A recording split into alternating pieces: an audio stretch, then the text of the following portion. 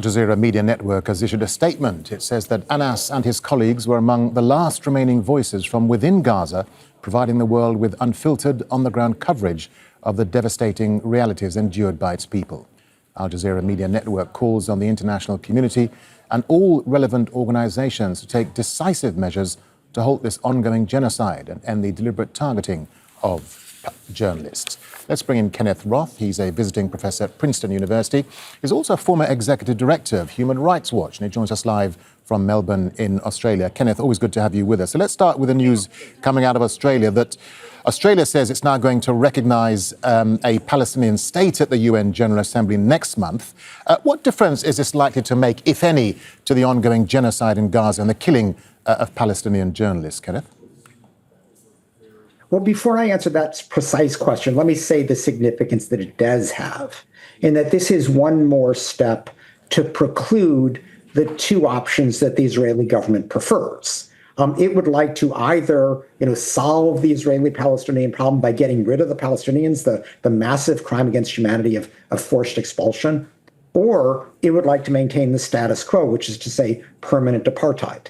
And what this statement by Australia, joined obviously recently by France, Britain, and Canada, that helps to generate political pressure against these illegal Israeli options and reinforces the importance of a separate Palestinian state. Now, you asked the right question, is this going to stop the killing, the starvation, the genocide in Gaza? Obviously not.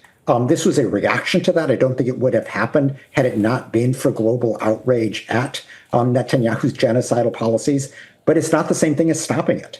And so I think this reinforces the importance of action taken to stop the killing and starvation, in addition to this important diplomatic step. Yeah, and it's interesting because the announcement by Australia came just hours after Israel murdered the 5 Al Jazeera journalists. In terms of context, Kenneth, this is also about Israel wanting to control the narrative, isn't it, and silence the voices. I mean, Anas al-Sharif had exposed the killings, the atrocities, the starvation and the ongoing genocide in Gaza. Yeah, no, I think you're absolutely right. In other words, this is, not an accidental killing. This is not a journalist who happened to get caught in Israel's indiscriminate bombardment of Palestinian civilians in general. This was a targeted killing. Israel, admits that it went after Anas and says, because he was a member of Hamas's military unit. And frankly, that's what they always say. These kind of unsubstantiated unilateral accusations are worthless. And when you, couple that with the pattern of harassment of him, the obvious effort to silence him, it's clear what's going on. And the reason journalism is so important is that it's one of the ways of holding the Israeli government to account for the mass atrocities being committed in Gaza. If nobody knows, it's easier for Israel to get away with them. So, that is the despicable rationale behind this efforts to silence and kill journalists. And as a former executive director of Human Rights Watch, Kenneth, how do you classify the horrors that are unfolding in Gaza, the mass starvation, the daily killings, the forced displacement? I mean, Palestinians are facing a living hell in Gaza, and the world seems to be watching this and doing absolutely nothing. Well, I mean, you're absolutely right in terms of how you characterize it.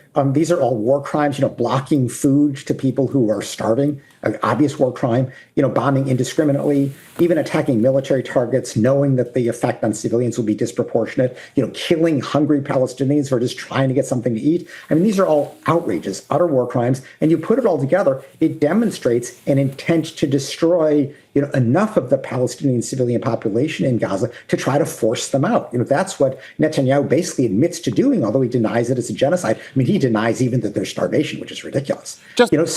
Now, in terms of what is happening, the key, for better or worse, is Donald Trump. He is the only person who could turn this off tomorrow by saying, I'm no longer going to give you the massive U.S. military aid and arms sales unless you stop the genocide. Now, he is increasingly distancing himself from Netanyahu.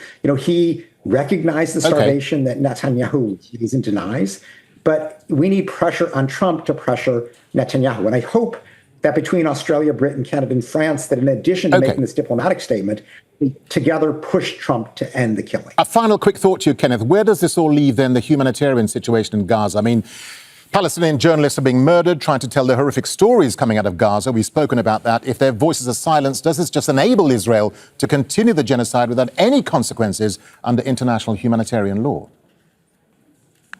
Well, I mean, obviously, Netanyahu and the former defense minister Gallant have been charged by the International Criminal Court for the starvation strategy. I hope the day will come when they are in the dock in The Hague. But, that's future justice. That doesn't stop the starvation today.